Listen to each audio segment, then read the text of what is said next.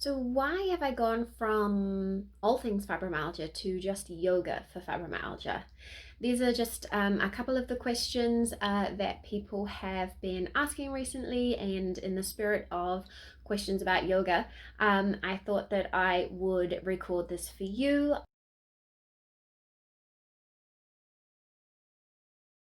Fibromyalgia.com and Yoga for the Chronic Life virtual studio. It's my passion to share the tools of yoga with you so that you can use them as and when you need, so that you have tools anywhere, anytime. So at the beginning, I focused on all things fibromyalgia, which is very complex. It's a ginormous box of things to manage.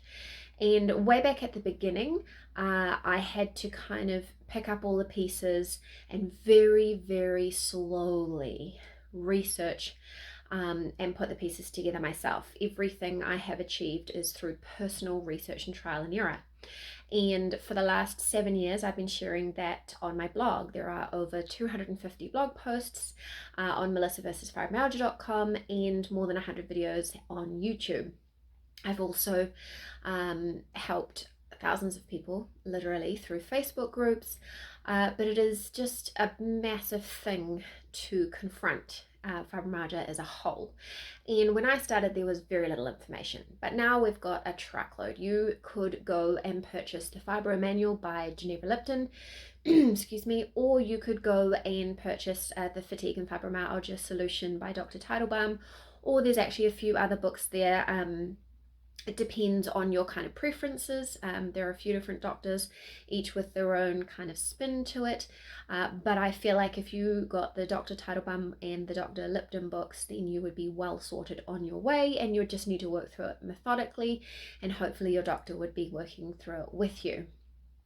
And to be honest, trying to take a complex thing like fibromyalgia, which is extremely unique, so what works for me doesn't necessarily work for you, is tiring. I've put so much work into it. And one thing I kept coming back to is I kept saying, can you try yoga?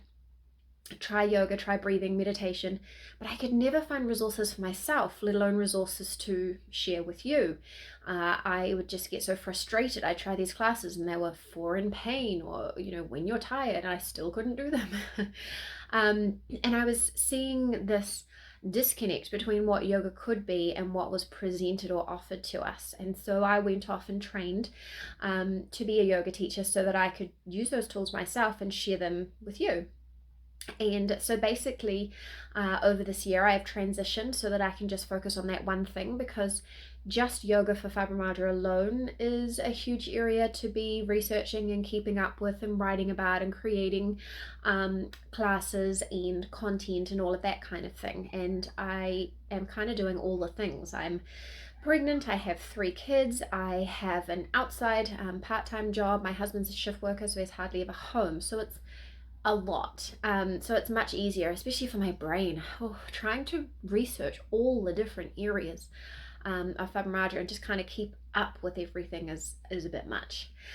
So this is my passion, and this is what I'm really just super excited to do. I would love to do this for the rest of my life. And so I guess following on from that, why Yoga for the Chronic Life online virtual studio? So why a virtual studio as opposed to any other way of presenting yoga? One, time and energy friendly. We don't necessarily have the same energy levels at the same time. Also, I'm in New Zealand, so a lot of the time I'm practicing, you're in bed, but really comes down to that time and energy levels. The other thing is brain fog friendly. Now, my system or my framework is to be really clear about getting our poses set up before we go into classes, and so the ability for you to kind of pause and play so you can get those poses down before you go into a class is a really nice way to ease into it and not feel stressed about it, because the whole point is helping us to calm our central nervous system. So I created Yoga for the Chronic Life Studio because I wanted it to be as affordable as possible, as easy as possible to access, and also it needs to be easy for me to manage. I have hundreds of ideas, like thousands of ideas of classes and meditations and tutorials that I would be creating all day, every day, if I didn't have to go to my other job or manage my children. So there's a lot coming in the future, but I just feel like that is just the easiest way for everyone to access everything, because I never wanted to be on that loop of normal online selling where I have to have a course and then I've got to get people in the course and then I've got to turn up live and they've got to turn up live, and that doesn't work for our energy levels, and we're at different places, right? So I've got the bed yoga toolkit for people who are practicing in bed right now, and the seated yoga series, the meditation for those who are just doing meditation more than anything, the pregnancy and pelvis friendly series, which is a bit of a it's a bit of a special project for me, because I have had severe pelvis issues in my pregnancies. Even what is supposedly pregnancy friendly yoga is just not at all achievable for me. I cannot do hip openers. I cannot open my legs wider than hip width apart, and most pregnancy yoga is about hip opening. So that's my little pet project, which I have just added to actually in the studio. Plus there's our standing and strength building, and the more classic yoga, but all taught within my framework. So my belief around the central nervous system and what we need for fibromyalgia, and creating tools that we can use every single day, using it for sleep, pain, fatigue, brain fog, everything. So it's about making it tools and making it usable in our daily lives. So I hope that explains it a little bit. That's why if you've been following me on YouTube, you'll notice that I've been putting out classes as I can. If you were in my Facebook group, you'll notice that I closed the general one down and now only have the yoga one and the pregnancy one. My blog posts on Melissa versus Fibromyalgia are heading towards yoga, but the archives are still there, so you can still find 250 posts about fibromyalgia. I share information in case it's helpful. The fibromyalgia framework might be really useful for you, so I'll put a link to that below.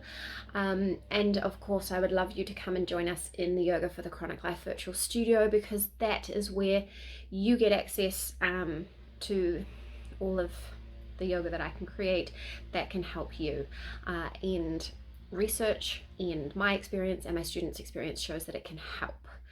I'm not saying it's a cure, never have and never will, but it is a big deal. It helps a lot, and maybe the best thing that I love about it is that once we learn it, it's ours forever, anyway, anytime we like. So we don't have to wait for a doctor to get on board with it. We're just doing it. We don't have to book an appointment, wait for the appointment, pay $80, get into the appointment and experience short-term benefit if we're lucky, right? It's something that's ours, and if we practice it, even just 10 minutes a day would make such a difference. Even if you're literally only doing some deep breathing for a few minutes a day, and one stretch every day will make a difference. So that's a pretty cool type of tool for me. So if you have any questions, let me know. Come and join the Yoga for Fibromyalgia with Melissa Facebook group. I'll leave a link for that below. I also have a Yoga for Fibromyalgia 5 minutes a day for 5 days free challenge, and I'll leave the link to that below. That way you can just give it a go and see how it feels for you. All right, I'm going to wrap up now. Have a really great day, and I'll speak soon.